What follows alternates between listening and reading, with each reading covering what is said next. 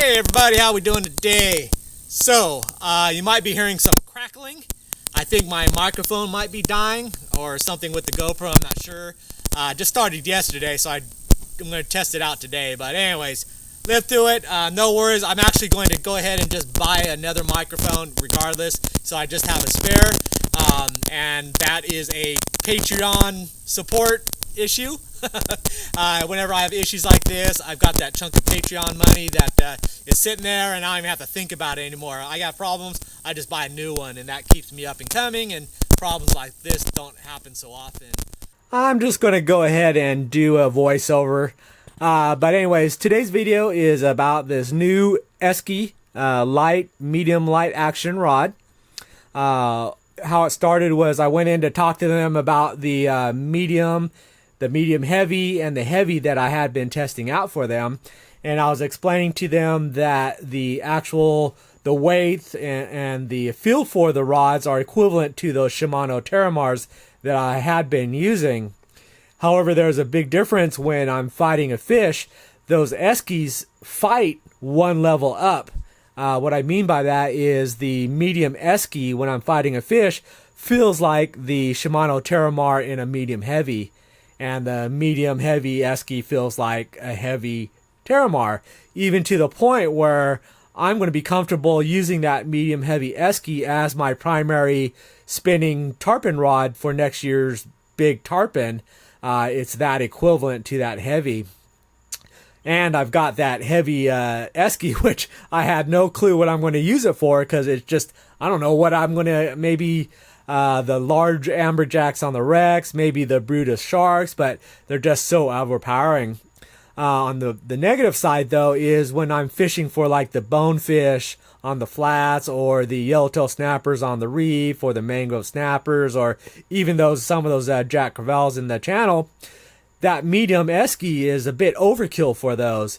And since I'm primarily a catch and release fisherman, I don't mind having a little bit less power and more of a fight, so it's a little bit more fair.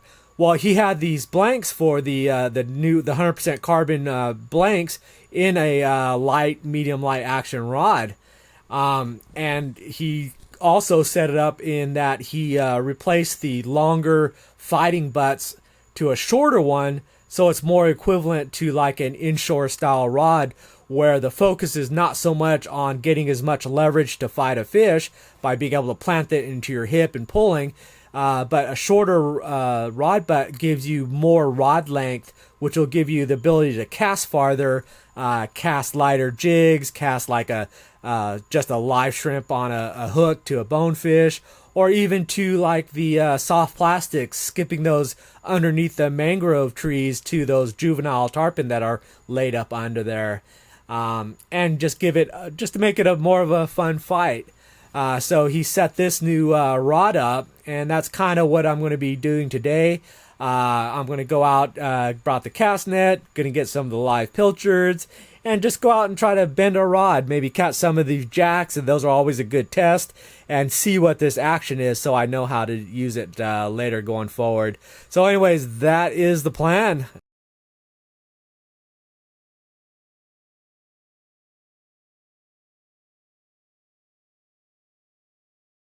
Now, it was tough because it was so windy out there on the exposed Atlantic side, but I kind of found where the pilchards were by finding the birds, so I got way upwind, let the wind push me into the school of pilchards, and then I went ahead and threw on them. There were so many, I didn't have to worry about trying to make a pancake, and still loaded up without a problem. So, easy pilchard days.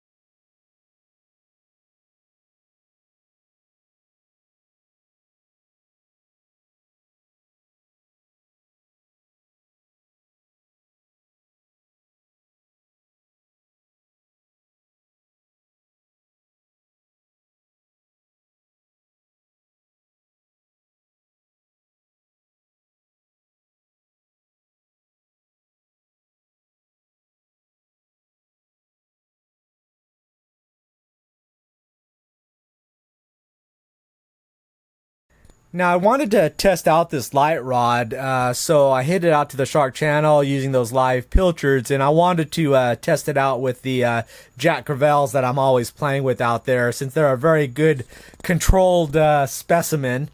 I originally started with just live lining the pilchards with just a hook, but because there was so much wind and the current was ripping so hard, it made it very choppy up on top, and wasn't getting very much action. As soon as I converted to a knocker rig and put those baits on the bottom, it was just jack after jack after jack, and I really got to test this rod out. It was a perfect circumstances. The action on it is very much like a parabolic. It's exactly like my medium light Shimano Travala jigging rod, where it's got that very bendy noodly rod type situation to it. But you can tell that it's got a lot of backbone and that you could put a lot of stress on it and it's not going to snap.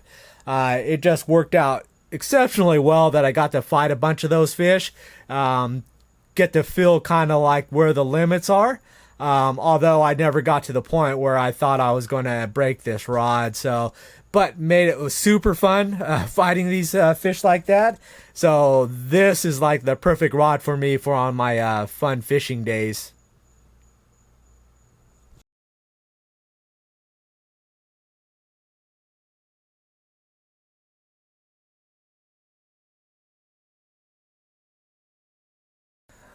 I also took those pilchards and did a little work along the mangroves, chasing after the mangrove snappers, and got a unique circumstance where I picked up this juvenile Cubera snapper.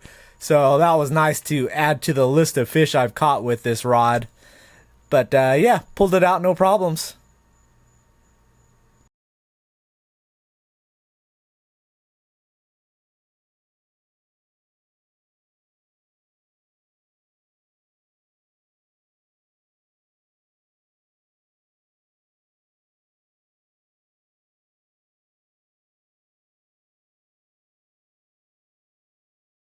Now, this was my first heartbreak fish here.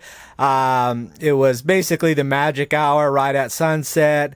I had a real nice chunky pilchard on the line. I was freelining it, and I was slow trolling it, just drifting it right along this edge of the channel along the mangroves. I always know that there's juvenile tarpon there and occasionally some snook. And as I was pulling it behind me, I heard just a big splash and something grabbed that pilchard. So I'm thinking it was probably the juvenile tarpon that I was looking for. But it just took off scream and drag, and it just kept on going and kept on going. Finally, it actually pulled me around against the current, got me straightened up. I went chasing after it, just trying to get at it. Got up pretty close, got stuck by this crab buoy. And I don't know if it was a crab buoy or there was this big clump of weeds that I got stuck on, but right at the end there when I thought I had it, and then it just popped the leader. I'm just running 20-pound braid with a 20-pound leader, so I'm not sure what happened, but I'm almost positive that was my tarpon that I was looking for to start off with. And I fought that thing for a pretty long time, so I was really sad about this one.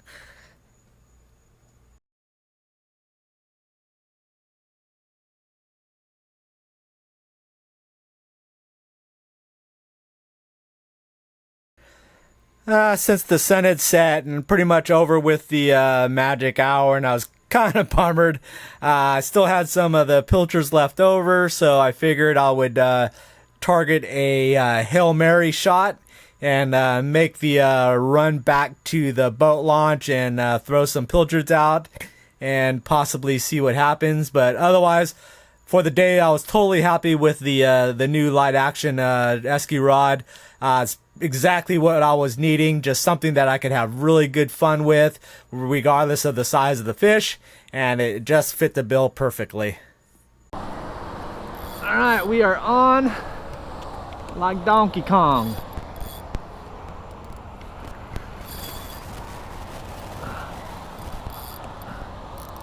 So when I got back to the dock area, I chunked out a bunch of those pilchards, kept one big jumbo, threw that out there, and I stopped kind of upwind of the launch and let the wind push me back real slowly. I felt something grab it. I had the bail open and just let it run with it. Didn't set the bail until I got the camera on, and then clicked the bail over. Had light drag, and that thing just took off. I really don't think it wasn't freaking out, so I didn't feel like a CUDA when it just takes off like crazily. I was just running standard 20-pound mono, so I didn't think it was a shark because it didn't cut me off, and it just took off on its way. It just kept pulling drag to the point where I just had to finally just say, screw this, I need to chase it down or I'm going to get spooled. So I chased after it and just started fighting it. Finally, when I got it up to a point where the light shone on it and I saw those silver, I was like shocked that it was a tarpon. Originally, I thought it was just a juvenile adult, a young adult size, bigger than those juveniles, but not quite a full one. But later on, when I finally got it pulled up right next to the kayak, it was massive. It was a full adult size tarpon. I was able to measure it against my outrigger post. I use that for measuring the tarpon during the season, but that is 60 inches between the two outriggers, and this tarpon was roughly around 66 inches. The girth of it, I mean, it was a solid, had shoulders on it, so I figured probably in that 30-inch girth, and then the calculator, that puts it around 80 to 100 pounds, just general. The clips don't give it justice because it's at nighttime, plus I'm standing and filming down into the water, and then a lot of times it's below the water, so it shrinks it. But massive, full-size tarpon. Totally surprised that guy was still around, but super happy, super surprised about I was able to basically leader that fish. I mean, you're talking that basically a trout rod, 4000 series reel, 20-pound braid, long 20-pound mono leader, and just a basic little 5/0 circle hook, and I was able to land that guy. So super impressed with that rod. Look at that. Holy crap. Oh my god. Look at this dude. Holy freaking moly. Holy.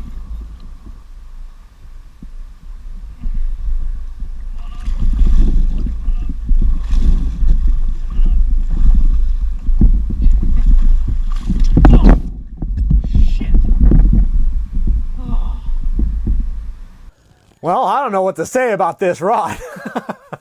I was just going to test it with like those jacks, get some nice jacks, get the bends going, and that was all I was looking for. But wow, I was truly shocked. I don't know if you heard me at the end about how big that tarpon was. I was shocked for two reasons. One, I think the beginning of October was my record for catching a full-size tarpon. And we're end of November, and I can add that to the list. I was like really shocked about that. And then the whole hour I was fighting that fish, I was just amazed why nothing has broken beyond just the rod not breaking, why the leader didn't break after yesterday where I had a dozen cutoffs, just one after another. And then for some reason, the same leader was holding on. I must have had the perfect hook set, but I was just shocked the whole time I was fighting. It's like, why is nothing breaking? And a few times I did just like, hey, if this rod's going to go, this will be a good test. I had that tarpon just sitting on that seafloor, and I hoisted that dude up. It was tired, but I was still able to drag that fish up and get it to the surface when it didn't want to. And that rod was just straight down. I mean, I was amazed it didn't snap. Also, there's times when it was fighting, and I would turn it, and then it would tuck back underneath the kayak, and I was getting some horrendous bends where the tip was below the rod butt, and then it was even to the point where it would start wrapping around before I dumped the end, and it still felt comfortable. I didn't feel like, oh, this is going to be a breaking point. So I tried it, and it held it. So I was shocked about that too. I'm going to do more testing on it, but I mean, I'm definitely not going to break it. I mean, a bonefish, I don't care what size, isn't going to break it. And doing some more mangrove, some more jacks, maybe some sea trout, and I'm going to do a lot more artificial casting with it. But yeah, it's not going to break, regardless of how much of a toothpick it looks like. It's, it's not going to break. So that part's just done. But anyways, thanks for watching. Look forward to doing a couple more test runs with this guy. Then I'm going to get with Harrison and Dave over at Esky Rods, and we're going to do a kind of a video rundown of all these rods and kind of get more in-depth information about them. But otherwise, thanks for watching, and hopefully you enjoyed the 3 hours of extra work it took to record all that voiceovers. Man. But I've got I bought a new one, thank you Patreon, and a microphone, and I've also got the RA to send back this bad one. So, but I figure I'll be out for probably a week, but I've got my touchscreen cover that I used on my first 500 videos, and it works fine, so I think we'll still have audio, no problem. But anyways, thanks for watching, and I'll see you next video. Bye.